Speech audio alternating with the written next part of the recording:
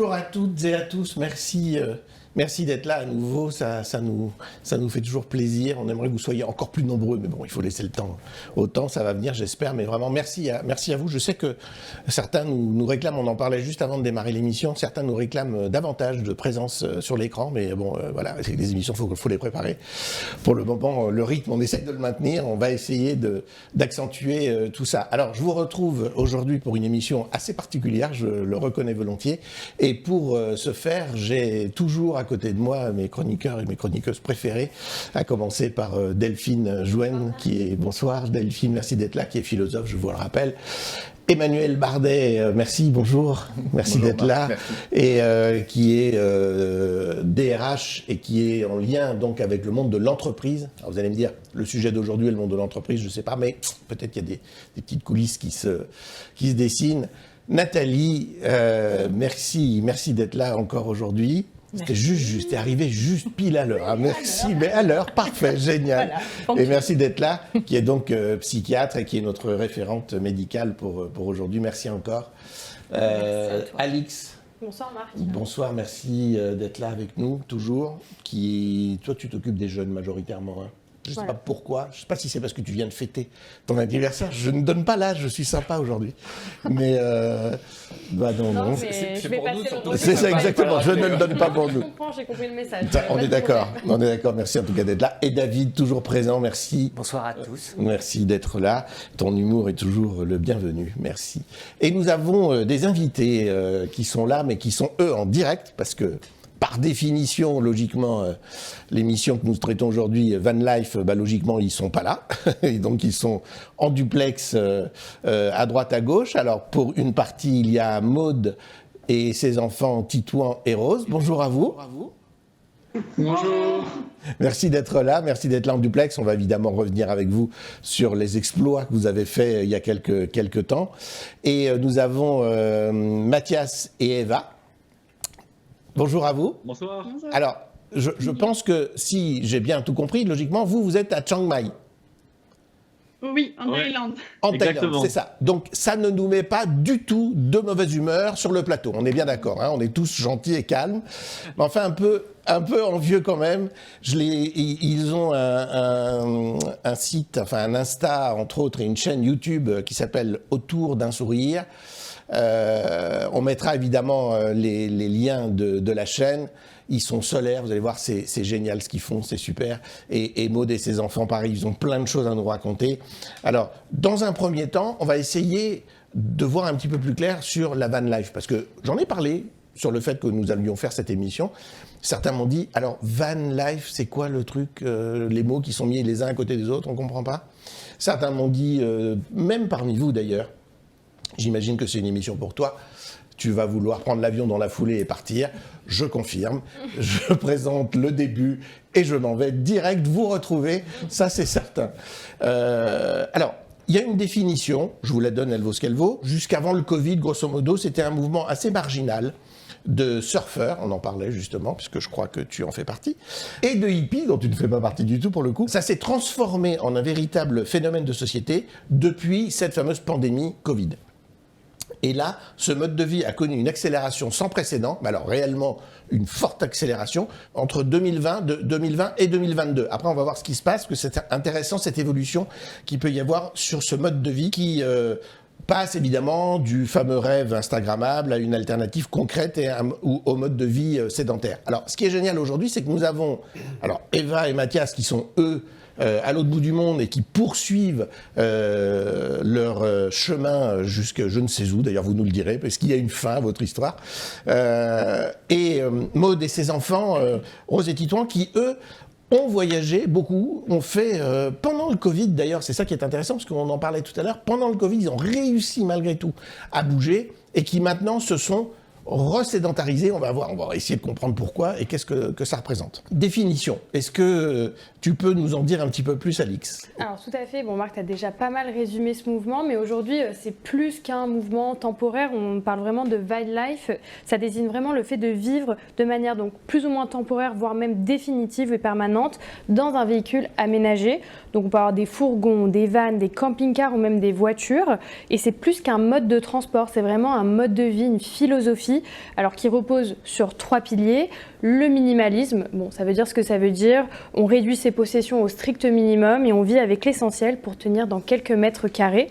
La liberté de mouvement, bien sûr, la capacité de changer de jardin. Chaque matin, on ouvre ses volets et puis on a changé d'environnement. Et puis, bien sûr, l'autonomie. Alors, on peut gérer ses propres ressources, eau, électricité, donc parfois via des panneaux solaires et le chauffage. Alors, comme tu le disais, ça vient vraiment post-Covid. On a vraiment vu un vrai changement sur la van life. Avant 2020, c'était vraiment perçu comme un mode de vacances ou une petite parenthèse pour des jeunes plus ou moins précaires parce que ça coûtait moins cher que des vacances dans des resorts. Donc, la pandémie a changé ça pour plusieurs raisons. Évidemment, l'essor du télétravail, on en parle souvent ici, c'est vraiment un facteur clé. Le bureau, c'est plus un lieu physique, c'est vraiment devenu obligatoire. Les jeunes aujourd'hui, ils regardent une fiche de poste, s'il n'y a pas de télétravail, en général, ça passe sous la file des annonces. On a une grosse démocratisation aussi de la 4G, de la 5G. Enfin, aujourd'hui, on peut se connecter à peu près partout dans le monde. Je pense que, je ne sais pas si on parle encore de diagonale du vide en France, mais on est un peu loin de tout ça aujourd'hui. Et puis l'arrivée de solutions comme Starlink, on en parlait aussi, toutes ces solutions ultra innovantes et qui ont permis de travailler depuis des endroits bien différents. Et puis alors, comme on en parlait, puis on va en reparler, c'est suite aux différents confinements, le van est apparu comme le moyen de transport plus sûr, alors sanitairement parlant. On voyage avec sa propre cuisine, son lit, ses sanitaires et sans dépendre d'hôtels ou de restaurants qui pouvaient être fermés à l'époque. Bon, et puis on parle de philosophie, donc la quête de sens et de nature. Il y a eu un vrai traumatisme, surtout des jeunes, suite aux enfermements à répétition en centre-ville, dans des petits appartements, dans des chambres de bonne. Sur le confinement, tu veux dire? Bien sûr, oui, voilà, confinement. Et puis ceux qui n'avaient pas la chance d'avoir un jardin, ils se retrouvaient dans des chambres de bonne à Paris ou dans des grandes villes. Donc très déprimant. Et puis ça a poussé des milliers de citadins, de jeunes, à chercher un retour à cette nature, au fondement un peu de la vraie vie, de la vraie nature. Donc le van est devenu presque un outil d'évasion par excellence face à la saturation des villes. Bien sûr, merci beaucoup. Maude, est-ce que tu nous entends? On a décidé de se tutoyer pour cette émission Van Life. D'habitude, les invités, on ne les tutoie pas, mais là, on fait une transgression, on était tous d'accord là-dessus.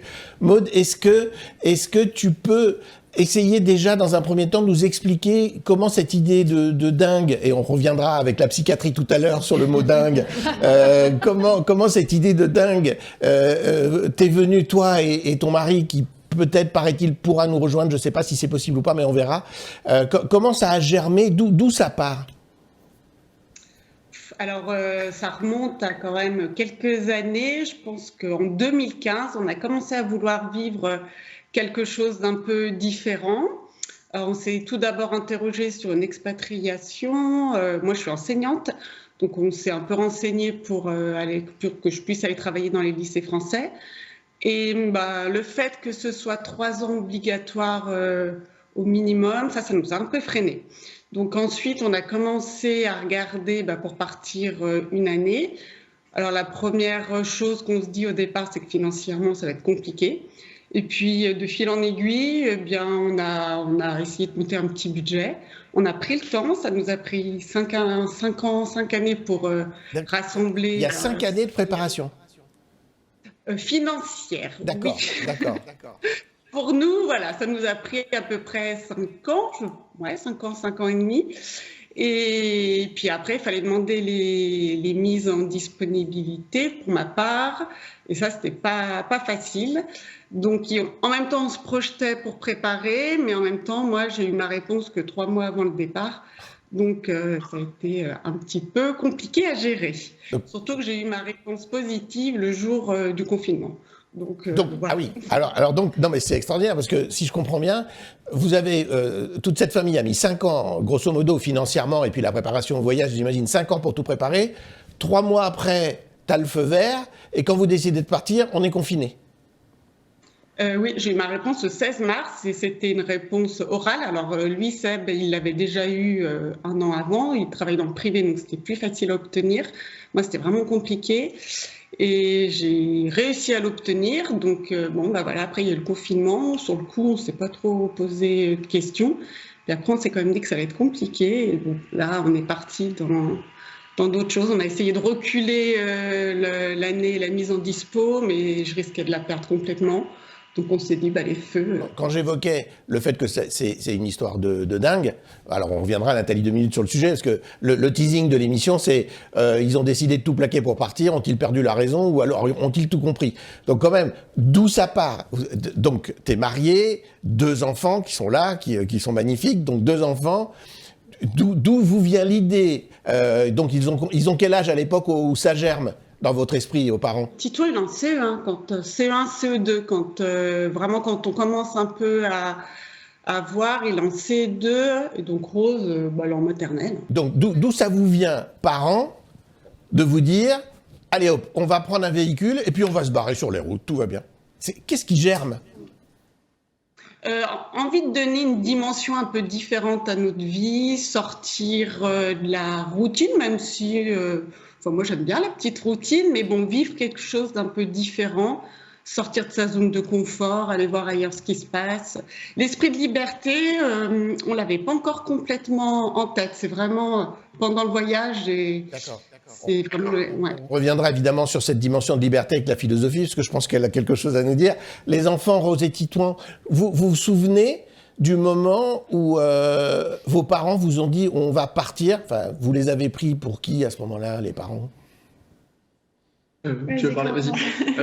En toute honnêteté, on était.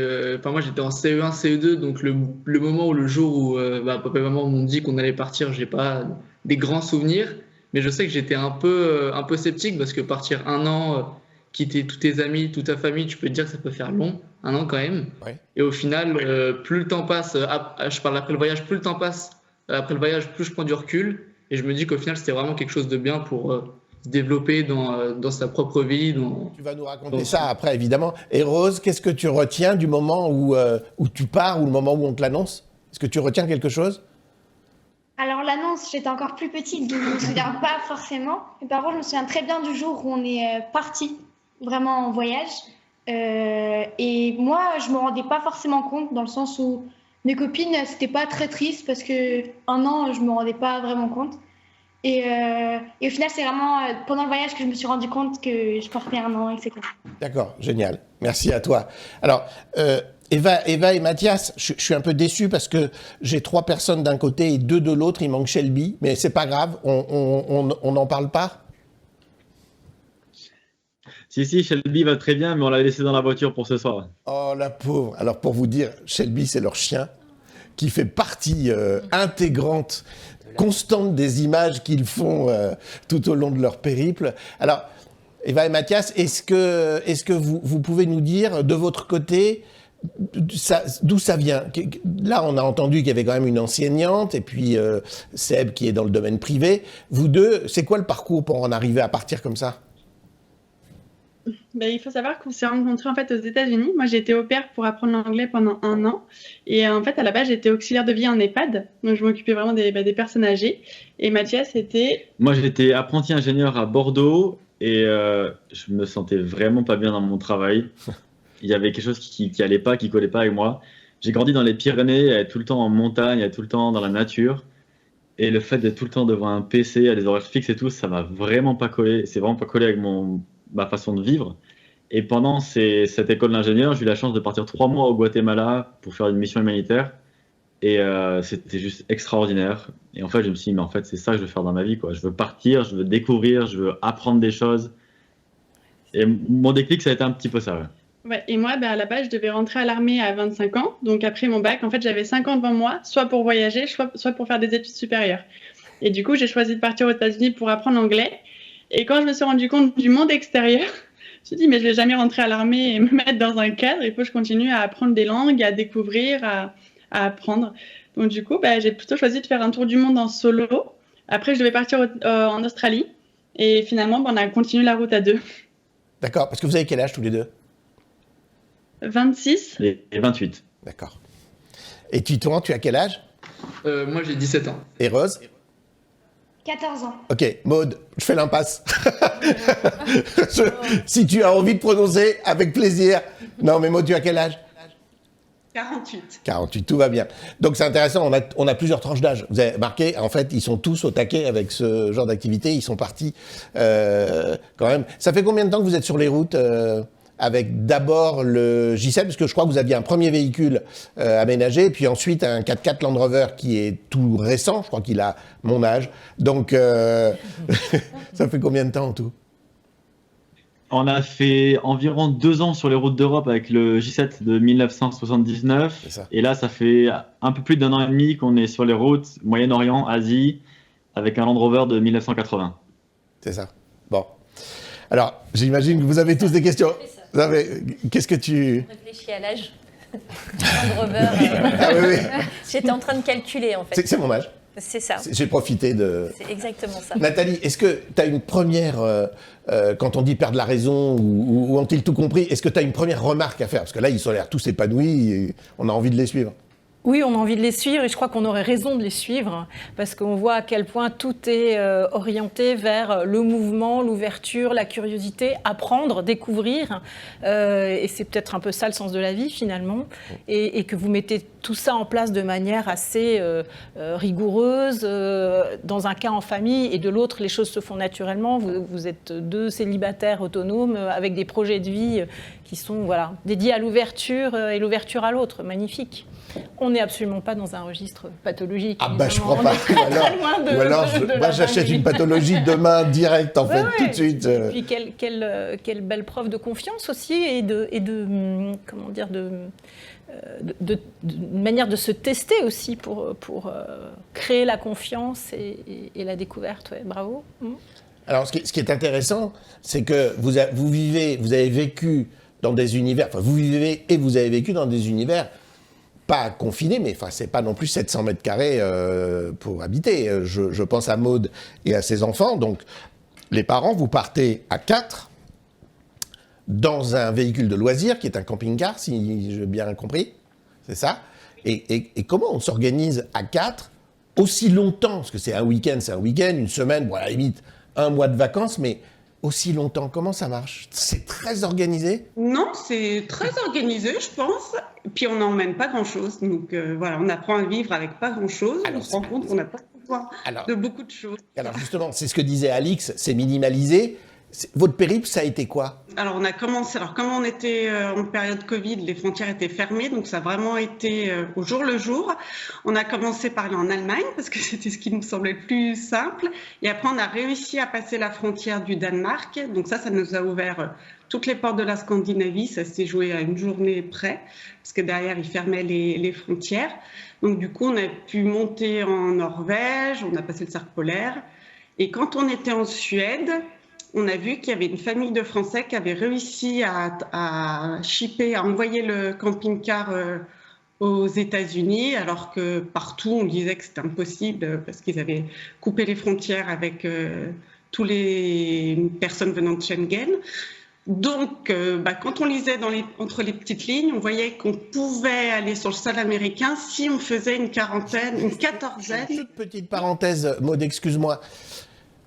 Quand même, vous embarquez tous les 4, sachant qu'il y a un mur constant devant vous qui s'appelle Covid, avec des frontières qui ferment, avec des pays qui sont complètement tarcisés, etc. Et vous, on y va quand même. Allez hop, c'est quoi l'énergie pour y aller? On n'avait plus de travail, donc... C'est une bonne motivation. C'est une bonne motivation. Je te laisse poursuivre une fois que tu as chippé, enfin avant le... Ouais, non, on n'allait pas rester chez nous, hein. On n'avait plus de travail, les enfants étaient déscolarisés, donc feu, quoi, on est partis. Et du coup, oui, je disais que quand on lisait entre les petites lignes des lois américaines, si on faisait une quatorzaine hors espace Schengen, après on pouvait mettre les pieds sur le sol américain. Donc du coup, on a envoyé le camping-car aux États-Unis d'Allemagne. Et on a fait une quatorzaine en République dominicaine, donc c'était sympa, sous les cocotiers. Tout le monde était confiné en France et nous, on était sous les cocotiers, c'était bien. Et puis on a récupéré le camping-car en Floride. Et là, là c'était le rêve qui se réalisait. D'accord. Le but à la base, c'était d'aller en Amérique, c'était de traverser les Amériques. D'accord. Au départ.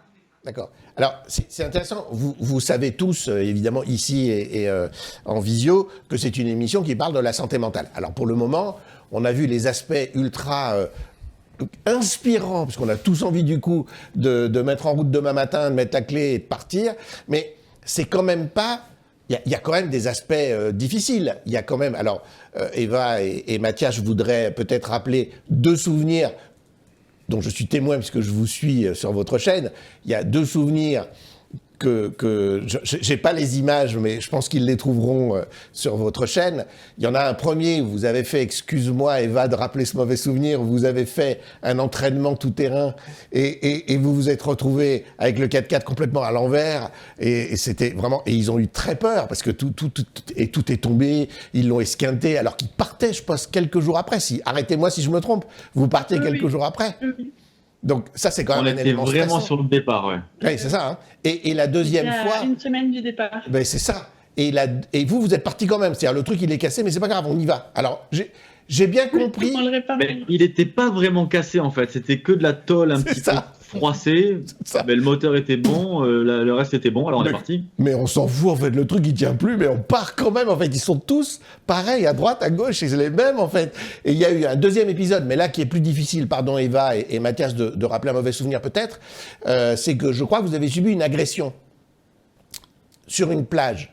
Je sais pas, je me souviens plus où vous étiez. Ouais, c'était en Turquie, ouais. C'est ça, vous avez subi une agression. Et là, c'est un moment stressant. Et je voulais savoir, d'une part, vous, comment vous l'avez géré, d'un point de vue de votre équilibre et de votre santé mentale, et savoir, Maud et les enfants, est-ce que vous avez eu des choses un peu stressantes comme ça qu'il a fallu gérer, et comment vous l'avez géré? En fait, au début, c'était un peu dur pour moi parce que en tout cas, c'était moi qui ai subi l'agression physique. Et du coup, pendant peut-être 1 an, j'avais vraiment du mal à ce qu'il y ait des hommes qui marchent derrière moi très très proches. J'avais du mal aussi à dormir en pleine nature. J'avais très peur de dormir dans les forêts ou je préférais aller dans des endroits où il y avait plus de monde. Et du coup, là, au début de ce premier voyage, on devait dormir en tente de toile, donc vraiment à l'extérieur. Et s'il y a un problème, on doit sortir de la tente pour démarrer et partir. Du coup, tout ce qui était Grèce, Turquie et après Iran, Irak, et en fait, j'avais très peur au début du voyage de dormir dehors. Et après, à partir du Koweït, Arabie Saoudite, là, j'étais vraiment de plus en plus confiante, en fait. D'accord, mais je crois que dans une vidéo, et ça m'intéresse parce que je pense que Nathalie pourra répondre, et puis après, j'aimerais bien que tu reviennes sur la liberté 2 minutes. Tu as, à un moment donné, si j'ai bien entendu, tu as évoqué une prise en charge thérapeutique. Mais du coup, comment tu l'as faite? Si c'est le cas, hein, peut-être je me trompe. Eva. Oui, j'étais avec des soins et tu avais un lien avec une psychologue à un moment donné. Oui, mais c'était très rapide. Ça n'a pas duré très longtemps. Non, mais peu importe. Oui, c'est surtout avec le temps et le fait de reprendre confiance, de dormir petit à petit dans la nature. D'accord, mais tu as eu accès... Parce que pour rappel, c'était quand même une agression qui était hyper forte. C'est quand même quelqu'un qui arrivait derrière elle avec un couteau plaqué sur sa gorge. Enfin, c'était vraiment très fort. Donc ça fait un traumatisme. Donc je pense qu'il n'y a pas 36 solutions à part vraiment le temps et se réadapter petit à petit. Et reprendre confiance en soi à ce niveau-là. D'accord, mais la question que je posais, c'est finalement, il y a quand même, grâce à la technologie, tu as accès à des visios peut-être pour avoir une relation thérapeutique avec quelqu'un, avec un psy en fait, en l'occurrence. On n'en a pas eu parce qu'on n'a pas été porté plainte, on n'a pas eu la preuve. Et du coup, en France, ils nous ont dit que il fallait trop de papier en fait, et ils ont trouvé autre chose pour pas pouvoir avoir les soins qu'il fallait. Donc le temps a suffi à soigner en fait. J'ai pas pu avoir. En fait, si j'y étais, mais moi-même, j'ai dû payer pour avoir quelques séances de psychologue. Ah, mais donc, et parler avec beaucoup d'amis, beaucoup de personnes. Ouais, j'en ai fait quelques-unes. D'accord, quand même, il y a eu nécessité, ok, je comprends. Et Maud, il y a eu des moments difficiles comme ça, un peu, qui ont mauvais souvenirs, si j'ose dire? On a eu beaucoup de chance, je pense. Au Mexique, quand même, il y a les policiers qui cherchent à récupérer de l'argent et du coup, ils nous arrêtent au bord de la route, ils prennent notre passeport et pour qu'on les paye, pour qu'on puisse poursuivre notre route. Mais on n'a rien lâché. On a récupéré le passeport, on leur a pas donné d'argent. Mais autrement, nous, le plus stressant, c'était les passages de frontières, en fait, à chaque fois. Parce qu'on était en période Covid. Mais autrement, on a eu beaucoup de chance, on n'a pas eu de problème. Vraiment, c'était les passages de frontières. En fait, vu que le Covid était vraiment présent pendant le voyage, tout le reste, on le prenait un peu moins en compte et on se focalisait plus sur les frontières qui fermaient, surtout les frontières qui fermaient, hein, mais Mais le Covid en général, quoi, le reste, c'était plus minime comparé à la pandémie. Et je m'interrogeais, du coup, vous, les enfants, du coup, quand vous partez comme ça et que vos parents, un peu confinés finalement avec vos parents, et je crois que vous êtes partis quand même longtemps, comment ça se passe pour créer des relations sociales, des amis à votre âge? C'est vital pour se sentir bien et construire... je sais pas, des amitiés. Il y a Maud qui s'est mis en retrait, là, elle va laisser... non, mais bon, les parents, c'est autre chose. Mais pour vous, pour construire des amitiés ou même les entretenir, ça passait par quoi? Que les réseaux sociaux ou comment ça se passait? Vous aviez des téléphones? Moi, j'étais trop petite pour avoir un téléphone, donc j'en avais pas. Donc, non. Donc, j'avais pas forcément d'amis, du coup, pendant le voyage. Mais ça m'a pas forcément manqué. J'ai pas ressenti un manque. Parce que j'étais avec ma famille, donc ça complétait beaucoup.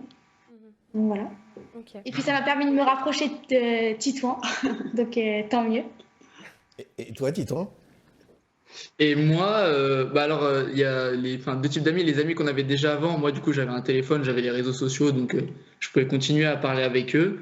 Et après aussi, si vous parliez des amis qu'on pouvait se faire pendant le voyage, à part les familles de voyageurs qu'on pouvait recroiser à certains endroits, les gens, les locaux chez qui on était dans leur ville, dans leur village, on restait jamais trop longtemps avec eux, du coup on pouvait jamais créer de lien. Enfin, pas qu'on pouvait pas créer de lien, mais qu'on n'avait pas assez de temps pour vraiment établir une amitié, quoi. Mais avec les amis qu'on avait avant, moi personnellement, et Rose, elle le faisait un peu avec le téléphone de nos parents, on gardait contact avec les réseaux sociaux. Delphine, est-ce que tu peux nous parler de la liberté? Parce que la liberté, tu vas nous en parler, eux ils nous en parlent, ça a un prix en fait en van life, la liberté, on va y revenir tout de suite après. Oui, je voulais revenir aussi par rapport à l'étymologie aussi du mot van, parce que finalement van ça vient du persan. Caravan qui veut dire voyager, mais voyager en caravane, mais en famille, en équipe et à plusieurs. Donc finalement, là, vous avez choisi de partir, même si vous êtes à deux ou en famille, vous partez quand même chacun de votre côté. Donc il y a aussi une forme de solitude qui est entretenue. Et ce qui est aussi intéressant, c'est qu'on peut aussi faire référence à vanus en latin, qui veut dire faire le tri. Donc finalement, on fait aussi le tri de ce qui est important et de ce qui est peut-être plus accessoire en faisant ce choix de partir dans cette van life. Ce qui est vrai aussi, c'est qu'on vit dans un monde qui est saturé, on reçoit des notifications tout le temps, on a une pression sociale et ça semble nous offrir aussi une porte de sortie avec moins d'objets, moins d'obligations. Et ce dépouillement peut aussi nous apaiser parce qu'on a moins de surcharge mentale et plus de présence. Et c'est ce que j'entends aussi dans vos paroles, c'est qu'on a plus de présence au réel. Et c'est aussi Jean-Jacques Rousseau qui nous disait que finalement, l'homme aspire à la liberté.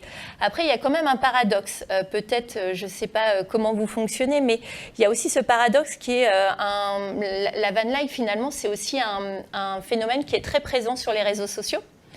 TikTok, Instagram, et on fuit la pression à la fois sociale, mais on va s'en créer une nouvelle, parce que ça va être aussi une forme de mise en scène. Après, vous allez peut-être me dire que c'est absolument faux, mais aussi une mise en scène de la liberté.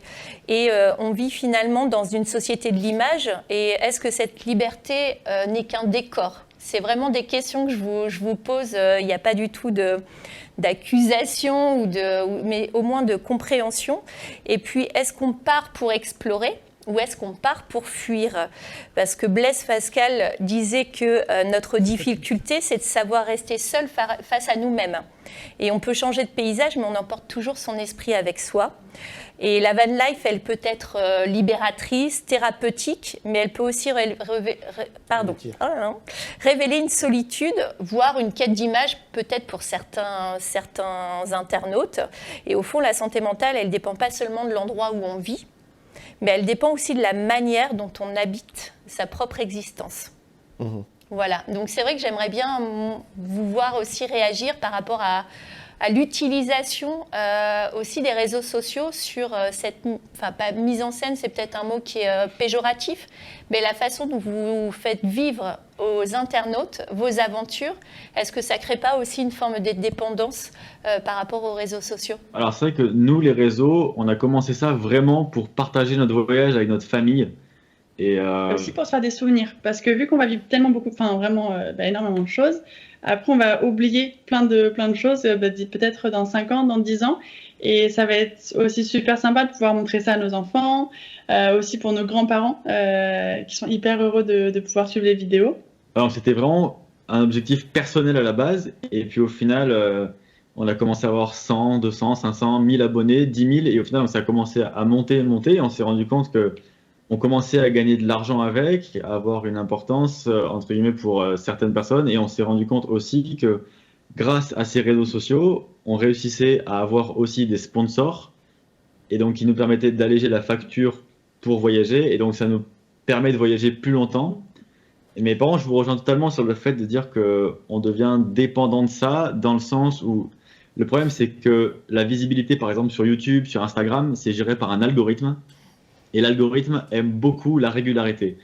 Et si on n'est pas régulier dans les publications, dans ces choses-là, au final, on perd en visibilité.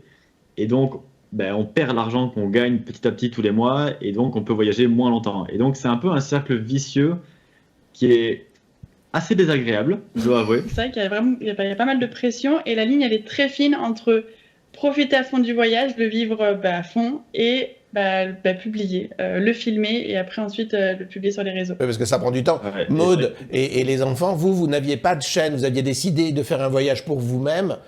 Alors, vous aviez, je pense, utilisé Polar Step parce que c'est certainement le meilleur moyen de vous suivre, mais vous n'aviez pas, si j'ose dire, monétisé vos déplacements.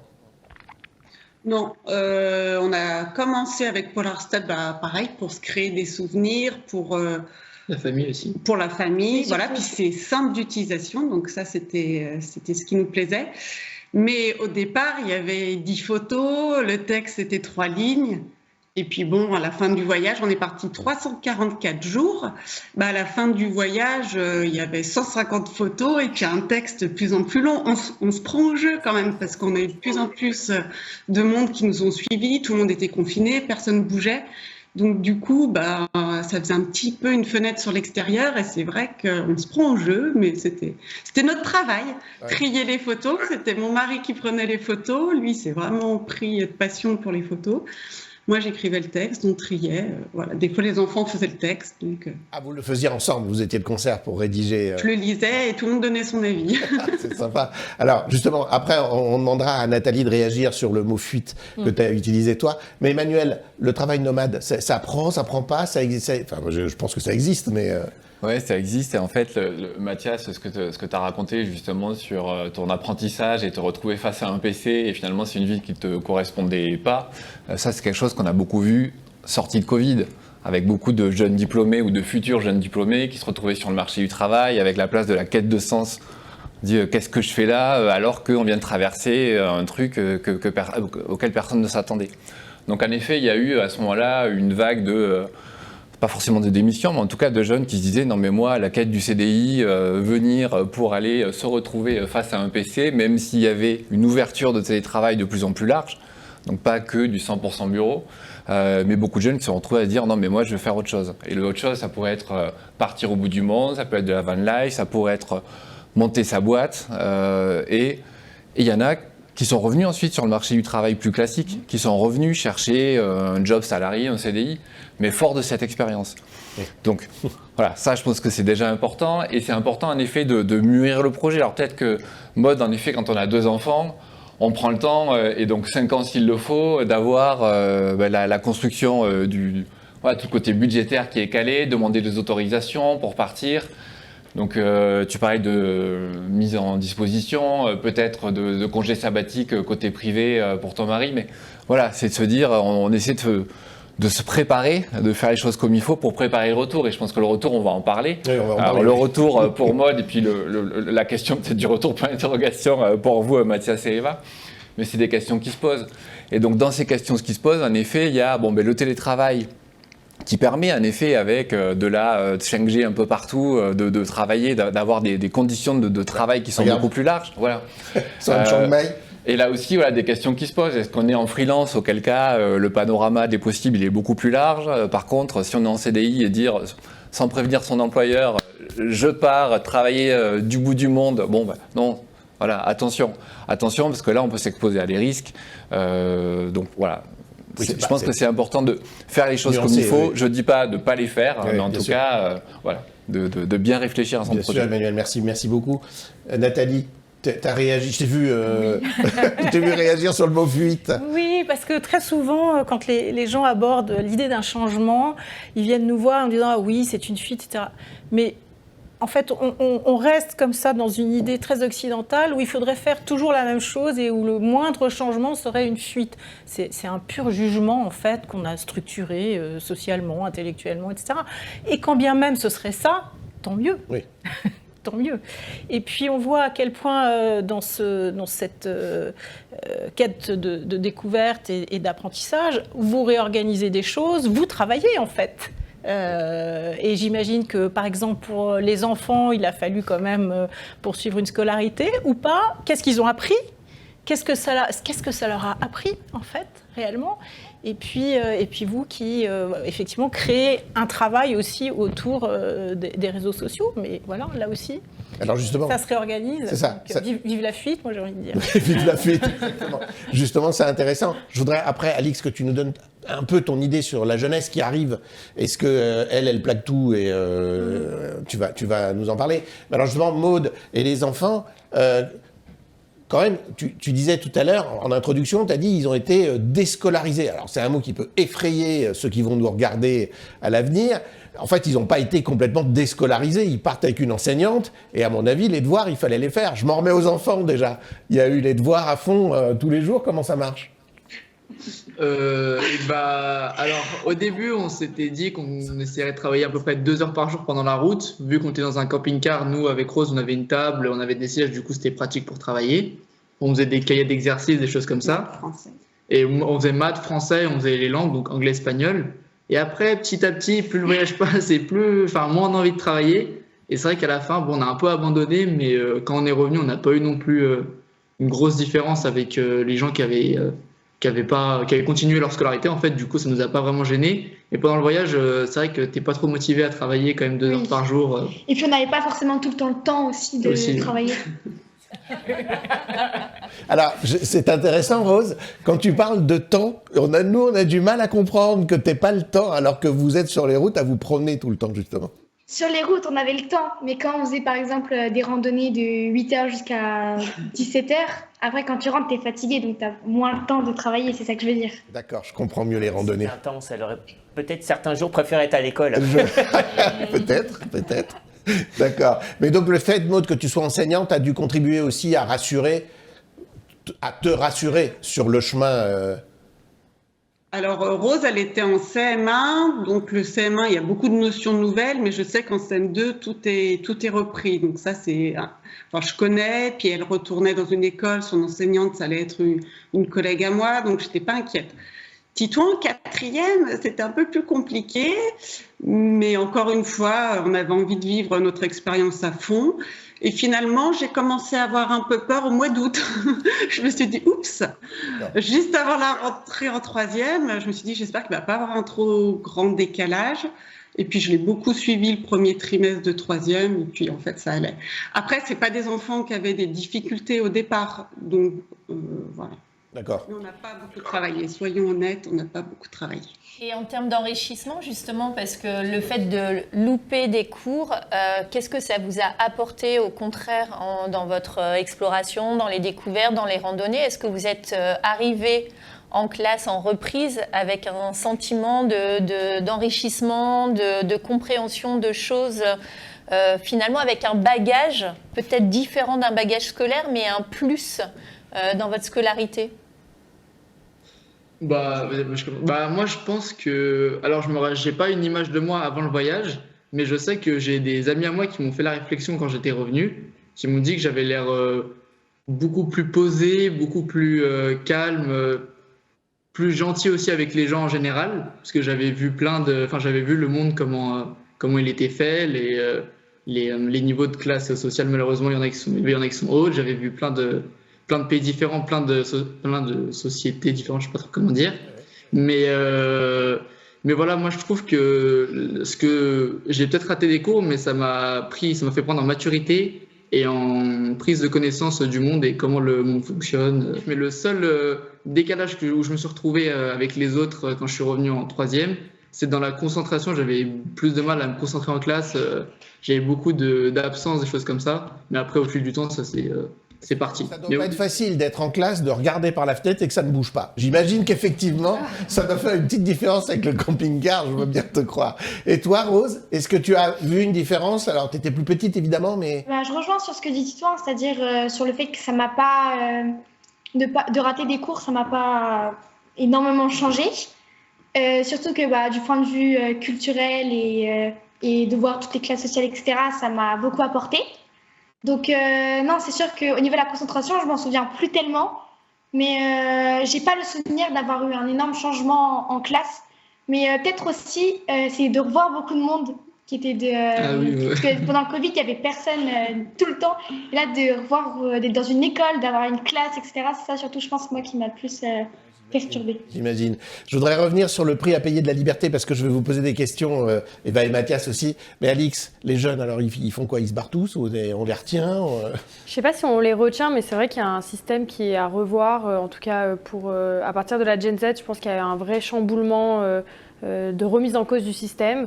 Quand on voit qu'une génération préfère être dans un 12 mètres carrés plutôt qu'un 40 mètres carrés et partir sans vraiment se soucier de l'argent et de tout ce qui va avec, je pense qu'il faut vraiment intégrer qu'il y a un changement et que ce changement, il s'accompagne d'interrogations. Est-ce que c'est une question de peur de la performance, une quête de liberté immédiate? On dit toujours qu'on veut tout de suite. Peut-être aussi un besoin de ralentir. Bon, c'est un peu paradoxal. Et puis la peur de s'enfermer finalement dans un monde où quand on est sur les réseaux, on a l'impression qu'on peut avoir 1000 vies, sauf que quand on n'a qu'une vie, voilà, il faut faire des choix. Et peut-être que c'est un système qui permet d'explorer différentes vies, ou en tout cas d'aller voir ailleurs. Et c'est vrai que ça a interrogé, je m'interrogeais, Eva, alors on a un peu le même âge, mais on a le même âge, en fait, concrètement on a le même âge. C'est bien, je ne l'ai pas dit, c'est pas moi, donc ça va. Non, et ben du coup, que ce soit moi ou les personnes plus jeunes, est-ce que finalement on idéalise cette vie en van life, où il y a quand même des contraintes, les réseaux sociaux c'est un vrai sujet, on en voit partout, sur Pinterest, la van life c'est un lifestyle qui fait rêver, quoi. Oui, mais après, c'est vrai qu'il y a beaucoup de prix à payer. Par exemple, il fait beaucoup de nuits blanches. Il se couche des fois à 3, 4, 5 heures. Des fois, jamais il se couche. Donc, et des fois, on doit se poser aussi pendant 2 jours complets à travailler de 8h à 20h, même le soir. En fait, il n'y a vraiment pas d'horaire pour travailler. Donc, quand on doit poster ou écrire des articles ou sortir des vidéos YouTube, il faut le faire tout de suite, donc que ce soit le soir ou en journée, il faut se poser et le faire. Ouais, en fait, il y a beaucoup de personnes qui croient qu'on est parti en voyage, ça veut dire qu'on est parti en vacances. Et on a besoin de vacances. Et en fait, ça n'a absolument rien à voir. Le voyage, c'est prenant, c'est épuisant, d'autant plus quand on voyage avec un vieux véhicule où il y a beaucoup de mécanique à faire. Vous êtes tout le temps dans la mécanique. Il n'y a pas une vidéo qui sort où ils ont visité, je pense, tous les garages de toutes les villes qu'ils ont traversées depuis qu'ils sont partis.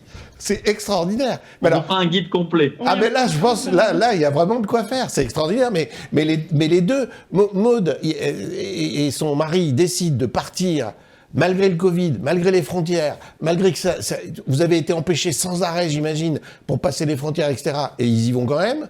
Et Eva et Mathias, ils sont en panne tous les 10 km. Ils éclatent des pneus, ils dorment au bord de la route, le moteur lâche, ça pète de tous les côtés. Le véhicule est vieux aussi, hein. Mais ils continuent et ils font ça. C'est ça, je vous admire. Tiens, ils gardent le sourire. Ils ont toujours l'exaltation, l'enthousiasme, et ils avancent et on y va. C'est pas grave. Pouf. Alors que à Paris, ou en tout cas... Ça fait 4 mois qu'on n'a pas fait. Pardon ? Ouais, ça fait 5 mois qu'on n'a pas de panne mécanique. Tape-toi sur la bouche. Chine, Laos, Cambodge, Thaïlande. C'est pas mal. Au garage. C'est assez extraordinaire. Mais après, non, je pense que de toute façon, pour partir en voyage aussi longtemps, je pense qu'il faut quand même avoir un petit grain de folie. Ou un gros grain de folie et se dire que de toute façon, la vie, c'est qu'une succession de choix. Et d'opportunités à saisir et se dire mais s'il y a un truc qui nous arrive, il faut dire oui, il faut donner l'opportunité, il faut créer les choses. Et quand on a écrit notre livre, quand on a fait notre film, on nous a proposé donc 2 fois pour ces 2 choses. On savait pas faire. On savait pas faire, on a dit oui, ok, on va se débrouiller. Et on l'a fait, et les pannes mécaniques, je suis absolument pas mécanicien à la base, et j'ai appris de panne en panne à réparer la voiture. Je pense que tu peux démonter un Land Rover et le remonter les yeux fermés, bandé maintenant, comme ça, tout va bien. Et Maud, t'es d'accord avec le grain de folie? C'est ce que j'étais en train de leur dire. Je leur disais, j'ai pas l'impression d'être folle là, d'avoir été. Mais en fait, j'ai quand même un mari qui pousse pour faire des choses un peu folles. Donc du coup, voilà, moi je suis aussi, je me dis, allez, c'est bon, c'est possible. Moi, je suis toujours peut-être à dire, oh là là, ça va être difficile, et lui, non, tout est possible. Nathalie, j'en profite, t'es venue. Alors, si tu veux, il y a un moment, un petit grain de folie. Il a raison, Mathias. Enfin, je veux dire, il faut... Oui, il croit à ses rêves et tu parlais de liberté, mais derrière la liberté, il y a l'engagement, la responsabilité. Quand tu disais sans souci d'argent, c'est faux. Il faut vivre. Donc, soit tu fais des économies avant, soit tu trouves un moyen de subvenir à tes besoins. Vous avez trouvé donc le film, etc. Il y a des gens qui s'arrêtent et qui travaillent pendant 1 mois, 2 mois, qui font des petits boulots. Donc, c'est pas si simple que ça, quand même. Alors, justement, c'est pas si simple. Et je pense que, et tu as raison, des deux côtés, Maud, les enfants et Eva et Mathias, je veux dire, c'est pas que on roule et on voit des beaux paysages. Il faut savoir où on s'arrête, comment on trouve de l'eau, comment on trouve du carburant, quel spot on va choisir pour dormir. C'est pas comme ça. Comment ça s'est passé, Maud, d'abord avec les enfants? Tous les jours, il y a une préoccupation nouvelle.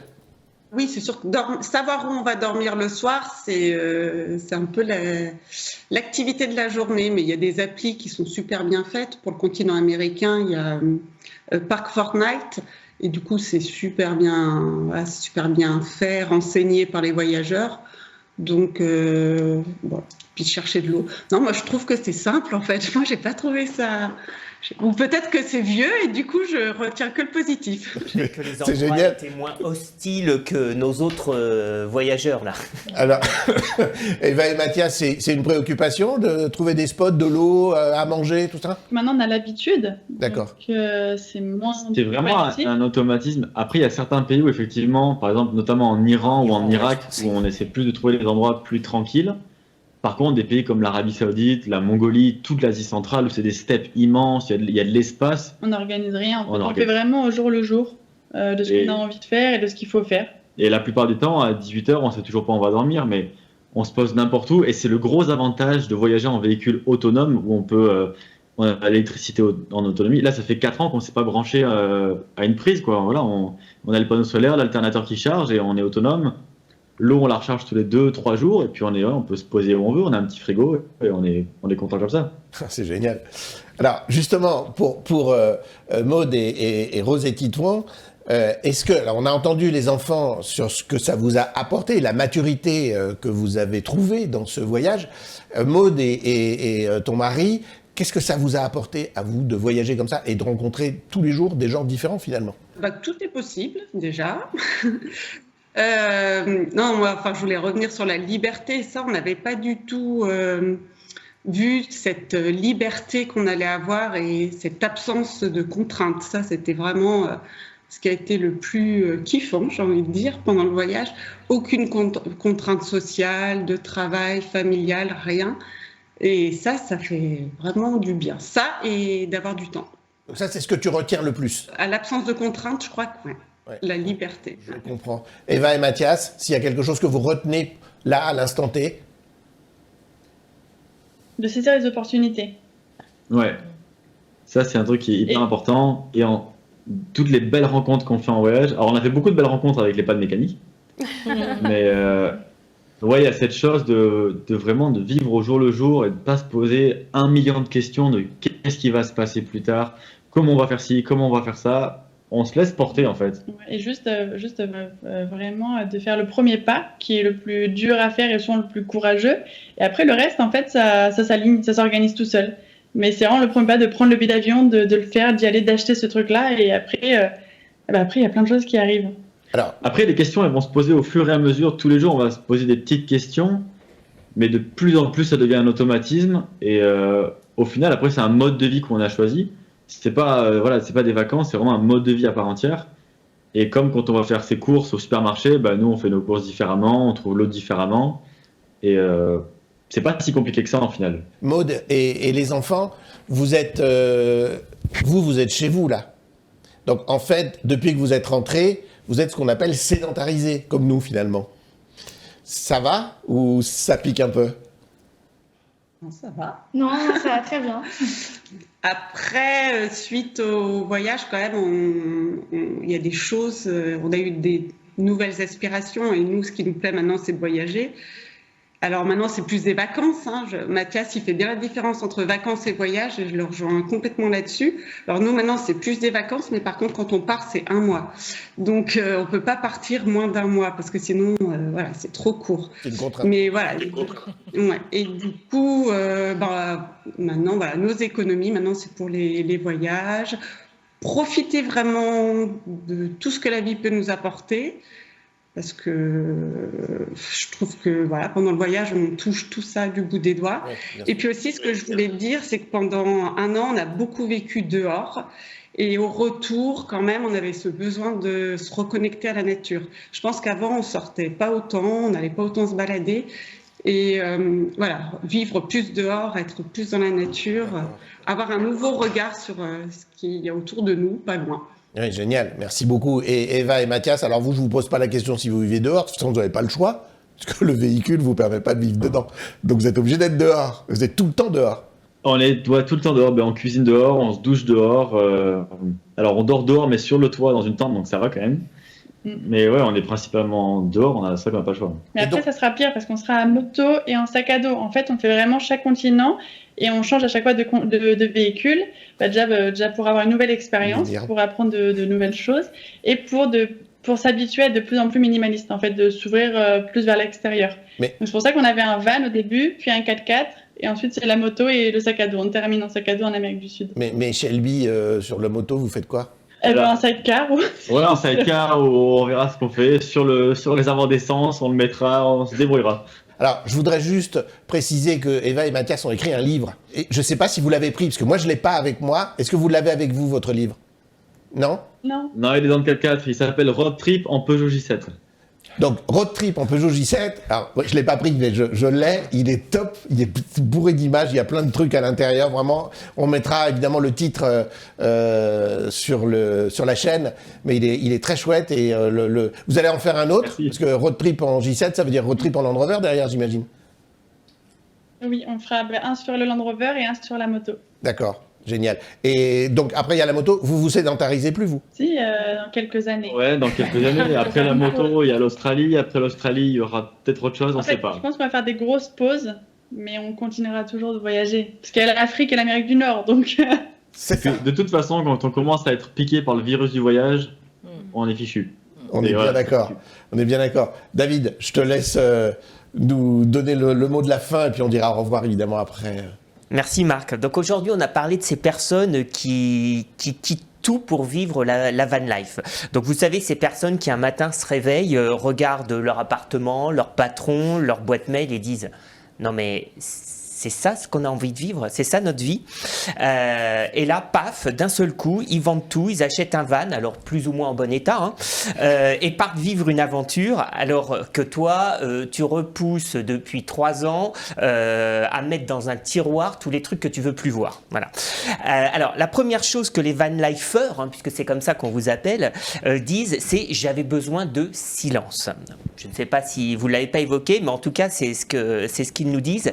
Et franchement, on les comprend, parce qu'entre la sonnerie des notifications, les voisins qui percent des trous dans le mur à 7h du matin le week-end, et le bruit des klaxons et des sirènes, le silence c'est vraiment devenu une espèce en voie de disparition.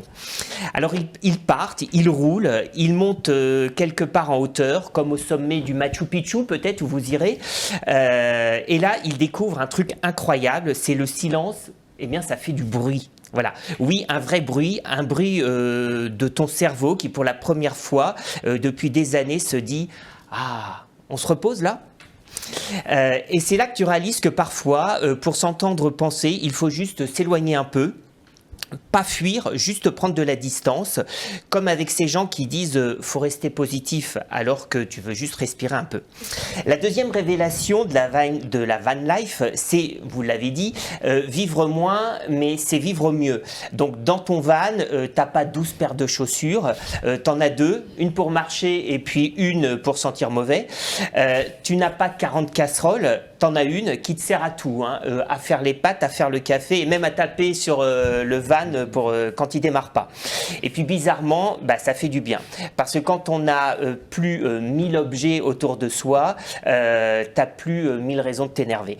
Tu n'as plus à chercher tes clés pendant 20 minutes, elles sont soit dans ta poche, ou dans la casserole. La simplicité, ça libère, ça allège, ça respire. C'est comme faire un grand ménage intérieur, mais sans avoir à passer l'aspirateur. Le troisième point, c'est changer de décor. Et ça change tout. On ne se rend pas compte à quel point notre cerveau s'habitue à tout, à notre rue, à notre routine, même à la voix de la boulangère qui tous les matins vous dit la tradition c'est 1,20 €. Et ça depuis 15 ans. Et puis un jour tu te réveilles au bord du lac Baïkal, alors je ne sais pas si ça a été au programme, mais tu ouvres la porte de ton van, tu vois un paysage magnifique et ton cerveau fait ah ouais d'accord, donc il existe autre chose que la place de la Concorde. Changer de décor, c'est un peu comme déplacer une pièce d'échec. Hein. Tu changes pas la partie, mais tu changes complètement ta vision du jeu. Ça t'aide à voir différemment, à penser différemment et à te dire si je pouvais aussi changer 2-3 trucs dans ma vie. Comme arrêter de répondre oui à tout ou arrêter de croire que ça ira mieux après les vacances. Et puis il y a ceux qui partent, alors comme Titouan, Rose et puis et Maude, qui partent eux en famille.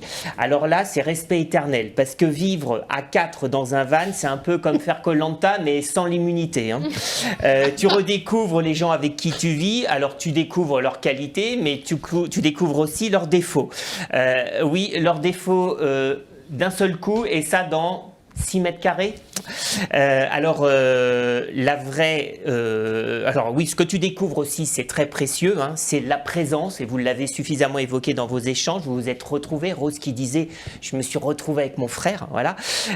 Donc c'est le soir, des vraies conversations, des moments simples, des souvenirs qui se fabriquent sans effort, des fous rires aussi, des galères, hein, vous nous en avez parlé aussi, qui soudent et on se dit ouais mais ça on l'a fait et on est ensemble.